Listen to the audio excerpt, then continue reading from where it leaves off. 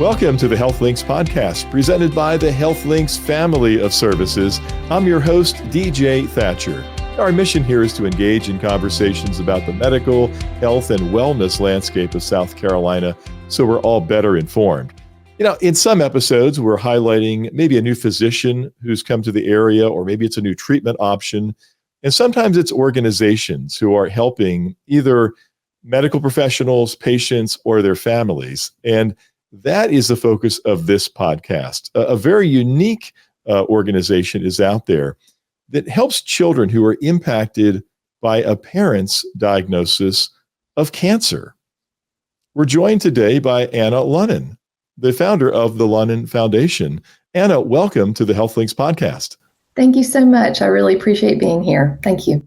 So, of course, I've seen your website. It's very fascinating. Many people maybe have never even thought of this. If they have a loved one or maybe a friend or family member who is impacted by cancer. But tell us about the Lonon Foundation. And obviously, you have some personal connection and story. What's that all about? Yeah, so I started the Lonon Foundation after experiencing it myself. My husband was diagnosed with cancer at a young age. He was 29. And, when he passed away, at 32, we had a 4-year-old and a 3-month-old. Wow. And I knew that my 4-year-old needed support, and I didn't know about any resources locally that could provide that support. So we ended up creating a nonprofit here in town to support children and families when a parent or a caregiver has a cancer diagnosis. We provide mental health support and free resources to their children to help them better cope through the stress of having a parent or caregiver with cancer. Well, and I can't even imagine what that must be like. Your late 20s, early 30s, losing your soulmate. You can't even imagine. And then with the children, how did you cope at the time getting through that? Obviously, the foundation wasn't around. What were some of the struggles that you faced? It was really difficult. Cancer is often a prolonged journey.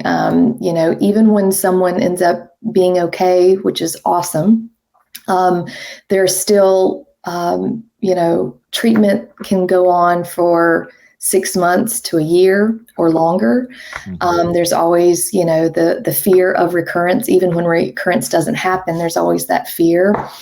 And so it was very difficult emotionally.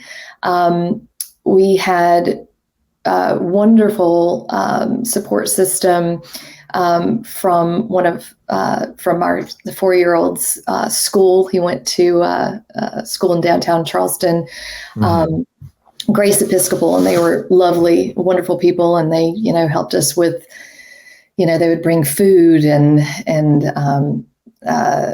just gave a lot of support.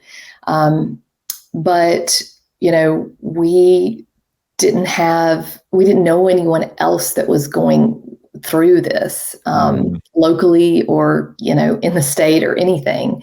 And so, we often would talk, Mike and I would talk about how difficult, this must be, it was so difficult for us, but then we would talk about how difficult it must be for people who maybe didn't have as good as insurance as we had, or didn't have jobs that we had. I worked at the College of Charleston at the time, so that enabled me to go with him a lot of times to his chemotherapy sessions and his radiation therapy sessions, so he wasn't alone. And then we'd have family come into town that would help.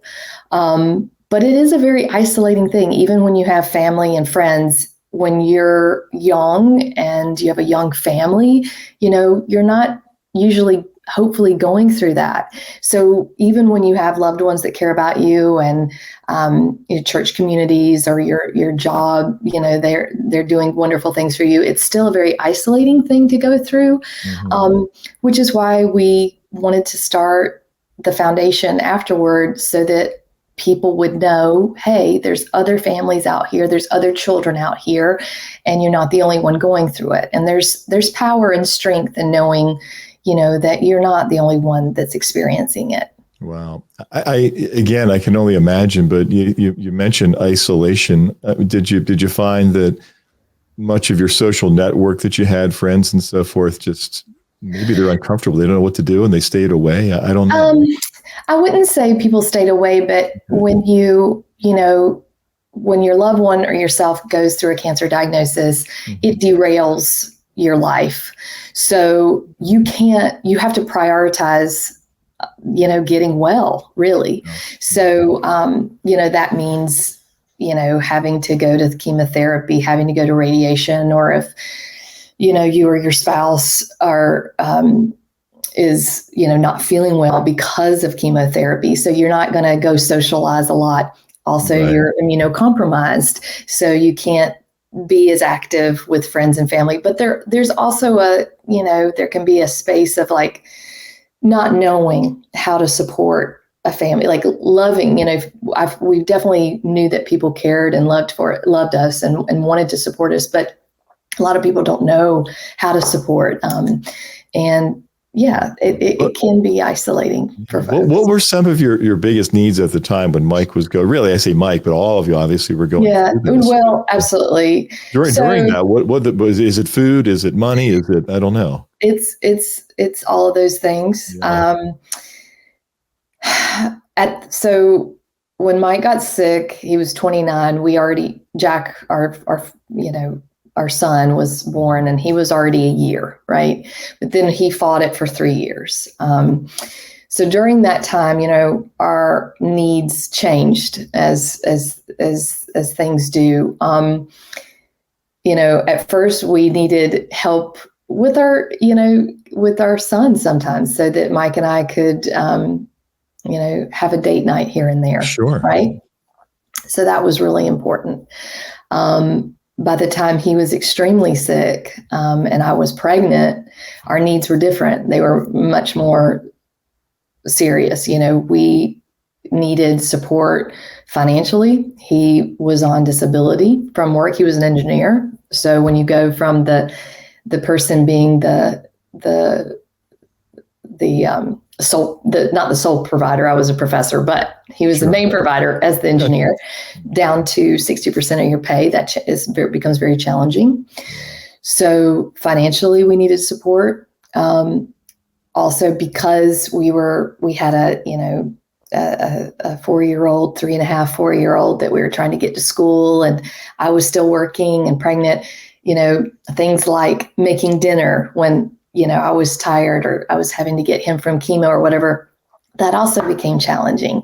So people would bring us food, and it was,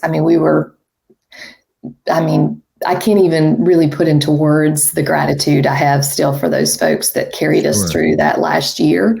Always had food in the freezer, that I could pull out and make, which is, you really can't put a value on that. But beyond these things, financial and, food and there's also the mental health support, and just having people to talk to, a professional, when you're going through something very, very traumatic. You cannot do that alone. So that's also a major need, and was something that we both sought therapy that last year, because we needed to talk to somebody individually. And it's really important, actually. Prioritize your health with a subscription to HealthLinks magazine. Get every issue of HealthLinks delivered right to your door for only $15.99 a year. 6 issues packed full of local factual health information to help you be the best version of yourself in 2024. Subscribe now to HealthLinks magazine. Visit subscribehealthlinks.com. That's subscribehealthlinks.com. HealthLinks magazine, the Low Country's prescription for well-being. You're watching the HealthLinks Podcast. We're just trying to fathom what it must be like, number one, with Mike and the whole family dealing with the cancer, but then also the other life event, the pregnancy, and then having both of those things occurring at the same time. Can't even imagine how what your your day-to-day priority schedule or whatever was like. Yeah. Yeah. It's really hard to even think about now, because it feels like it's been 10 years. In some ways, it feels like it was yesterday. Yeah. And then in some ways it does feel like it was a lifetime ago, because it was such a difficult time. When you're going through something like that, you're just really trying to get through it. Well, Anna, thank you for sharing this, your journey and the painful memory and everything that you went through. It's important for people that have never experienced that maybe to think about people they know in their lives who are going through this, how they might be able to help. So tell us more now about the Lonon Foundation. Like, when did that brainchild come to you, and how did it start, and when, and all that sort of thing? Well, I cannot take full responsibility for it. Okay. So I wanted to give back, and I wanted to have a memorial hike to celebrate Mike's life and what he went through, and to raise awareness. But the Lonon Foundation hadn't been born yet. So I had a fundraiser called the Hike for Mike.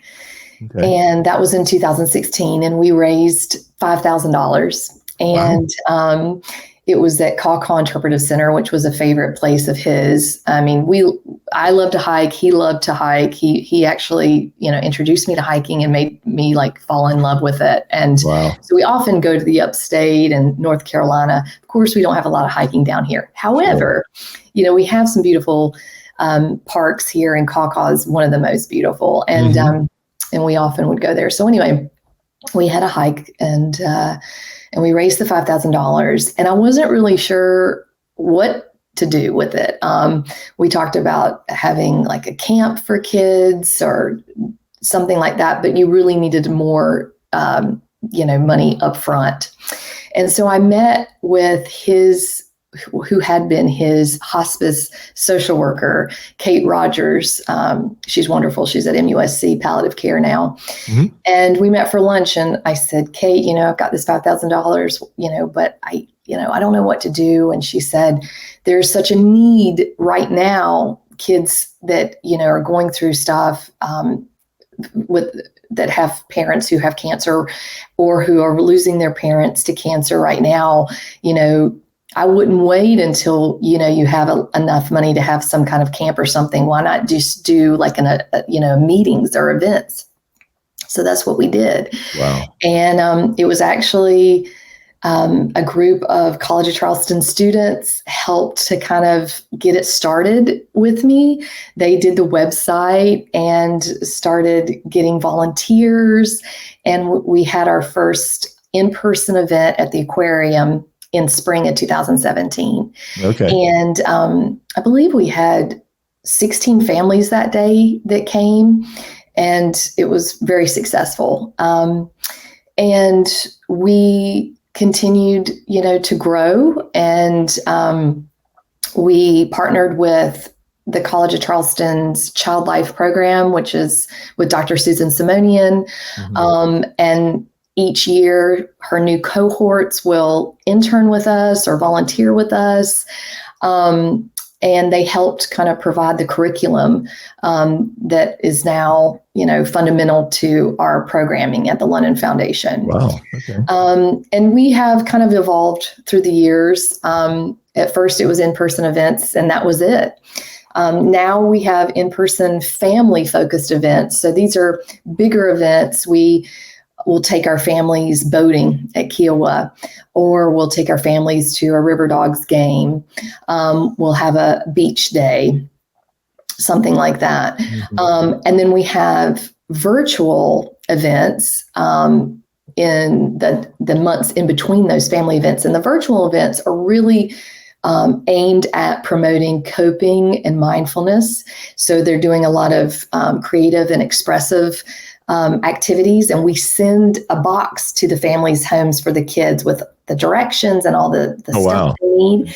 And then they join on Zoom with our child life specialist and some volunteers, and then they complete the activity. They can also do it by themselves with their mom, dad, grandma, whatever, but there's also a time that they can come on. And so that's really cool. We also have every family that enrolls has access to a certified child life specialist that we, provide free of charge, of course. And then we also have many grants for families, because cancer and going through cancer is extremely expensive. But then when you have little ones at home that you want to focus on top of having a person in your, a caregiver or a parent who is sick with cancer and maybe can't work or whatever, becomes even more challenging. So we also have those mini grants for families to help with their financial burden. As you look today now, 2024, everything the Lonon Foundation is doing, what are the top, a couple, 3 things that you're doing to help families and children? So the main things are, it's 3 main ways. So we have events. Mm-hmm. Then we have the financial mini grants, and then we have the access to the child life specialist. So a child life specialist who provides support to the families, and this is individualized support. So that's the 3 main ways that we're helping these families. Yeah.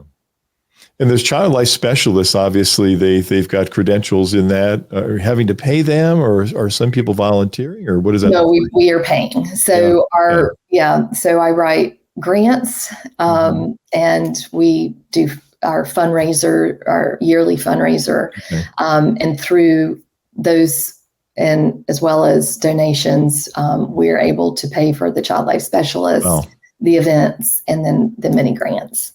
Sounds expensive. I know you've got on your website, you've got the 2024 Shuck Fest coming up. That's right. It sounds really good. Tell us about that. That's November 3rd, right? November 3rd. So this is our second annual Shuck Fest. We're really excited. It's an oyster roast. And this year it'll be at the Isle of Palm Exchange Club, which is beautiful. If you've been there, it's on the waterway. It's lovely location. We'll have local oysters. We'll have barbecue from Swig and Swine. Oh, wow. And then we'll have beer and wine to purchase. The beer will be from Frothy Beard, so we're very excited about that. And then we're going to have a 50-50 raffle, as well as an online and live auction. Wow. We're going to have one of our uplift program is our events for our kids. And we're going to have one of the moms is going to speak about her experience with the Lonon Foundation and how we have supported her and her son during her cancer journey. Really excited about that. She's got a wonderful story and she's doing really well. So she's going to talk about that. And we're going to have live music. It's going to be a really lovely day, 1 to 4.